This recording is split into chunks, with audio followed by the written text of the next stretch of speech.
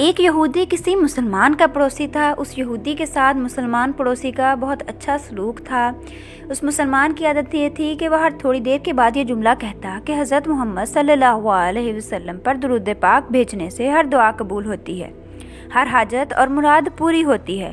جو کوئی بھی اس مسلمان سے ملتا وہ یہ جملہ ضرور دہراتا تھا۔ مسلمان کہیں بھی جاتا، کسی بھی مجلس میں بیٹھتا، وہ یہ جملہ مکمل یقین کے ساتھ سناتا کہ حضور پاک صلی اللہ علیہ وسلم پر درود پاک پڑھنے سے ہر دعا قبول ہوتی ہے، ہر حاجت اور مراد پوری ہوتی ہے۔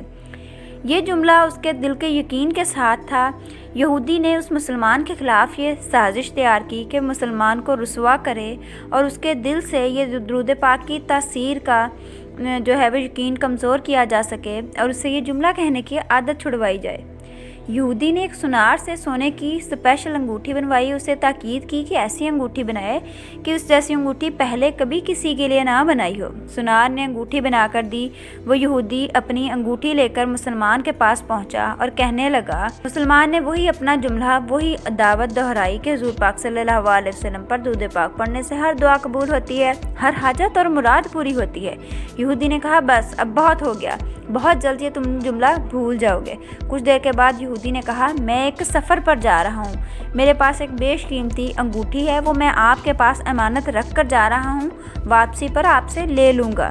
یہودی نے یہ کہہ کر وہ انگوٹھی مسلمان کے حوالے کر دی اور اندازہ لگا لیا کہ مسلمان نے انگوٹھی کہاں رکھی ہے اپنے گھر میں۔ اس کے بعد اس نے بلاخر انگوٹھی تلاش کی، چوری کر کے اپنے ساتھ ہی لے گیا۔ اگلے دن وہ سمندر پر گیا، کشتی پر بیٹھ کر سمندر کی گہری جگہ پر جا پہنچا۔ اس نے وہاں پہ انگوٹھی پھینک دی۔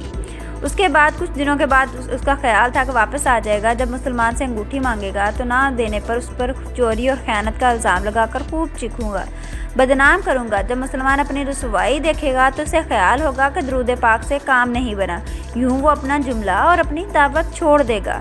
مگر اس نادان کو کیا پتا کہ درود پاک کتنی بڑی نعمت ہے۔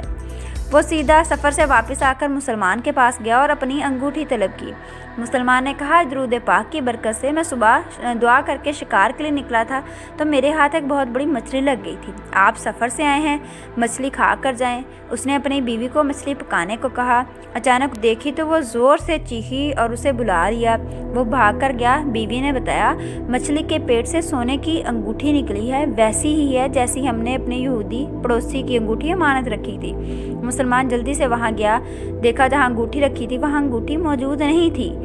وہ مچھلی والی انگوٹھی اس کے پاس لے آیا اور کہا، حضور پاک صلی اللہ علیہ وسلم پر درود پاک پڑھنے سے ہر دعا قبول ہوتی ہے، ہر حاجت پوری ہوتی ہے۔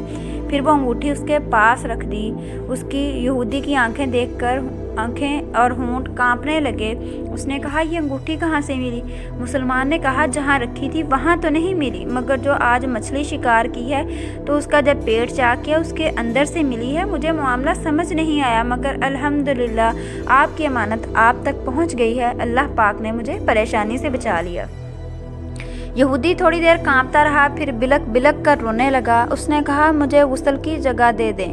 غسل کر کے آیا، فوراً کلمہ طیبہ اور کلمہ شہادت پڑھنے لگا۔ وہ ساتھ ساتھ رو رہا تھا اور ساتھ ساتھ شرمندہ بھی ہو رہا تھا۔ مسلمان اسے کلمہ پڑھا رہا تھا۔ یہودی عظیم کلمہ پڑھ رہا تھا۔ جب اس کی حالت سنبھلی تو مسلمان نے اس کی وجہ پوچھی۔ تب اس نو مسلم نے سارا واقعہ سنا دیا۔